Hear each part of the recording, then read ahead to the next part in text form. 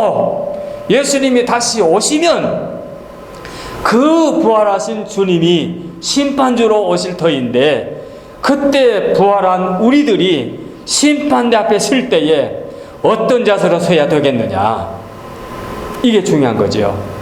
그래서 여기 본문에 예수님이 53절에 예수의 부활 후에 그들이 무덤에서 나왔다라고 하는 그 부분을 앞절과 연결해서 생각하면 이해가 안 되는데, 이 부분에서 예수님이 부활하여 지금 승천하셔서 하늘에 계셔, 우리 저소를 예배하고 계셔, 그분이 다시 오셔, 거기까지가 뭡니까? 부활 후의 사건 아닙니까? 부활이 일어난 사건 후에 아닙니까? 그래서 이제 성도들이 일어나는데, 그때는 이 마태 입장에서는 구약 성도들이지요.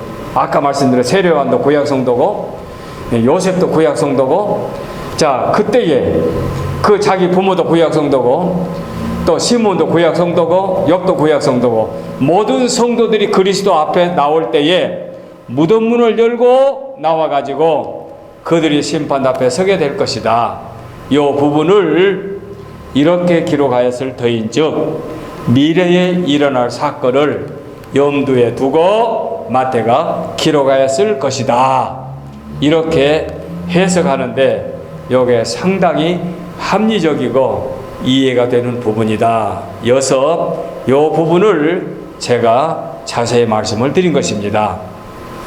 마태는요, 얼마나 마음이 안타까운 거니 구약 성경을 많이 하는 분이에요. 그래서 마태를 기록할 때에 구약을 많이 인용하지 않았습니까? 기록되었으되 하면서 이사야 선지자의 말씀을 비롯해서 예수님이 시험 받으실 때 하시는 모든 말씀에서는 구약을 인용하잖아요.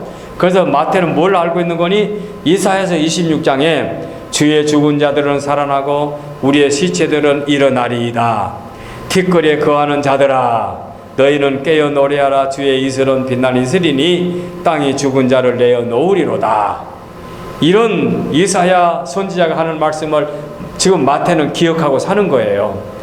즉 구약에서 부활 사건을 언급한 말씀을 기억하고 사는 거예요.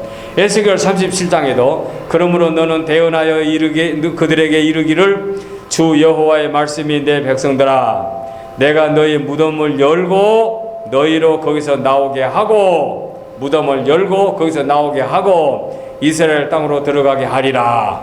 이걸 모세가 알고 있었단 말입니다. 마태가 알고 있었단 말입니다. 다니엘서 12장에도 네가 죽어 평안히 잠들었을 것이다. 너는 마지막 날에 일어나서 뭡니까? 마지막 날에 일어나서 내 상을 받아 누릴 것이다. 내 몫을 받아 누릴 것이다. 이렇게 구약에 부활에 관한 말씀들이 많은데 유대인들이 안 믿는단 말이에요. 믿지 않아요. 안 믿는 자가 많아요. 그러니 너무 안타까우니까 오늘 이 예수님의 부활 사건을 기록하면서 마지막 날에 일어날 사건을, 미래적인 사건을 끌어다가 이 본문에서 말씀에 두었을 것이다. 이렇게 해석을 합니다. 자, 결론적으로 다시 한마디로 말씀을 드리겠습니다. 성경은요, 66권 성경을 읽으면서 난외절, 난외구라는 이 단어가 있습니다. 난외라는 말은 무슨 말이거니? 어려울 난자. 그러니까 성경을 어느 부분을 보면 어려워서 이해가 안 되는 부분이 있다 그 말이에요. 그래서 난외구절, 난외절이 있기 때문에 오늘 본문도 난외절, 난외구로 생각하면 쉽습니다.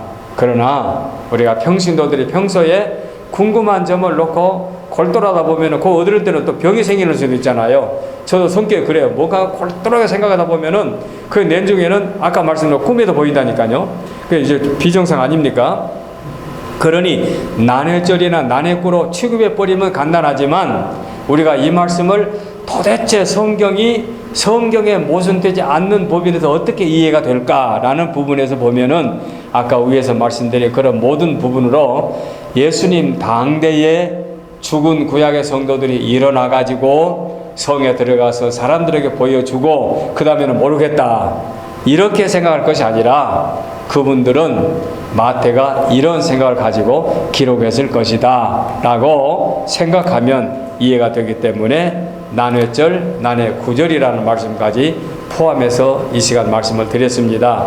대단히 중요한 말씀이지요. 오늘 같은 말씀은 궁금하니까, 저와 여러분이 너무너무 궁금하니까, 근데 이 궁금한 점을 이렇게라도 이해를 하기 위해서 말씀을 드립니다. 더불어서 다음 시간에는 예수님이 그 십자가상에 이제 매어 달려서 오후 3시에 운명하지 않았습니까? 운명했는데, 그런데 토요일 날, 금요일 날 오후 6시 되면 그때부터 안식이래요. 그럼 예수님이 3시에 운명하시고 이제 6시까지는 3시간밖에 안 남았어요.